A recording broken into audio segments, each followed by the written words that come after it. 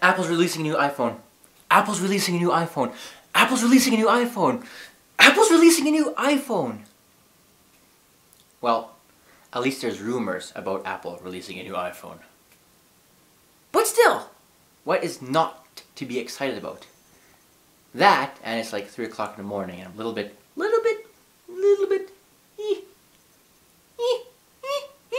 Anyway, the rumors. Let's take a look at it. So, there's a bunch of rumors floating around on the internet about a possible new iPhone. An iPhone 4G or something like that. Something that Apple would be calling it. Probably not 4G. I mean, they got the 3GS. So, you know, I don't know if they would quite call it 4G. But, you know, if you Google around internet, you'll find some pictures and some concept art and, like, you know, stuff like that. So here are the two best pictures I found, and a little bit of information about the phone, you know, if it actually does come out.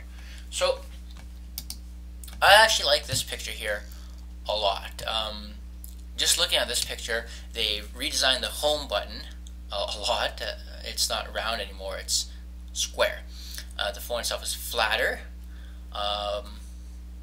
And yeah, obviously more screen space. The screen goes almost right near to the edge of the phone, and it looks like they got a indicator up there of some sort, a green LED indicator there. But it looks really, really sleek there.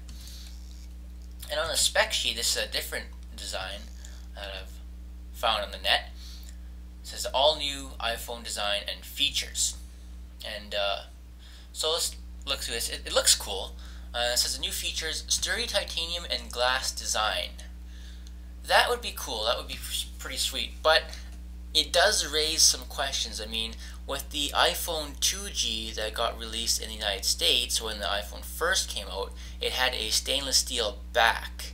And since the iPhone 3G and 3GS came out, Apple has replaced the stainless steel back with a plastic back.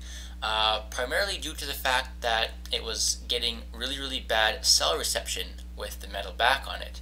So it wasn't doing much wonders for the signal. So for them to put a titanium back on there, it would kind of seem like a step backwards, unless of course they have figured out a way to not have the metal interfere with the signal strength. And it says here it'll have an OLED display, which is good. So the organic LED displays, which are present in many new TVs now. 3D data speed, true GPS. True GPS would be nice. Right now in the current generation iPhones, they got assisted GPS, and how that works is it's like sort of like a GPS type of device, but in order for it to properly work, it acquires your location information based on nearby Wi-Fi antennas. So if you have Wi-Fi in your house or wherever, and and it also uses the cell towers to kind of triangulate your location and determine exactly where you are in a given radius. It's accurate to about 2 meters or so. So true GPS would be a lot more accurate, and it would sort of always be there, and not only work if you are in a cell area or just kind of guessing, I suppose. iChat camera. That would definitely be nice. You can see like a little camera here.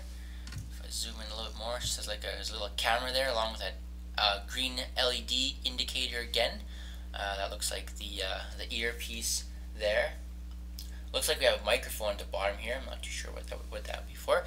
I'd imagine if they have the iChat camera up here, you could use it with iChat. That would be really, really neat. And that microphone must be for having video conference calls, stuff. So that if they actually do include it in there, that would be totally, totally cool. Next point here is a removable battery.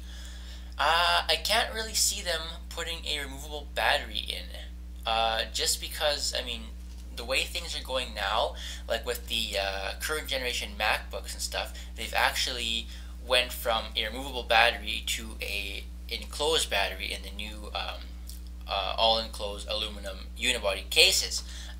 They did that because, you know, having not a removable battery saves having the mechanisms of taking out the battery and stuff like that. Therefore, they're actually able to put a bigger battery, therefore increasing battery life. So I can't see them really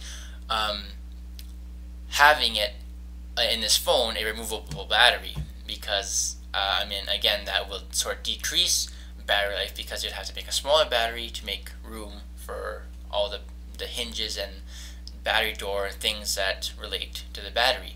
And judging by this phone, it's a lot thinner than the current generation 3G, so I don't know how they would be able to work that in there and still maintain the same battery life, if not achieve better battery life.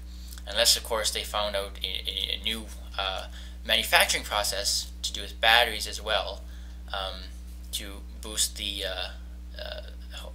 charge, or have the ability to hold more charge in the battery. Standard headphone jack, that's pretty well standard. That's sort of always around. 3.2 megapixel camera, definitely no upgrade there. Maybe jump by 0.2. I think the megapixels in the iPhone 3GS is 3 megapixels. Video capable, that's the iPhone 3GS can already do video. Now that it has a camera here, you might be able to do forward-facing video, like for video conferences, and to also record yourself. I mean, it was kind of wonky with the 3GS recording yourself. I mean, not that many people would do that, I don't know.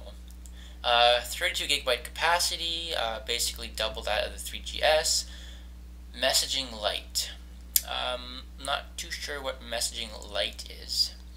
Size and weight, height 4.5 inches, width 2.4 inches, thickness 9 millimeters, and it weighs 4.4 ounces. Now titanium seems like it would be kind of heavy, so 4.4 ounces seems a bit light, but I don't know. We still have the sleep and wake button. This is the back of the phone, of course, Apple logo. Battery cover, a 30-pin dock connector, so it looks like it's still going to be using the 30-pin dock connector then, so that's basically will be used with a universal dock and everything, so that's still cool that they haven't made any changes to that, or at least they haven't made any changes, on this sheet, but, this is all rumors, of course.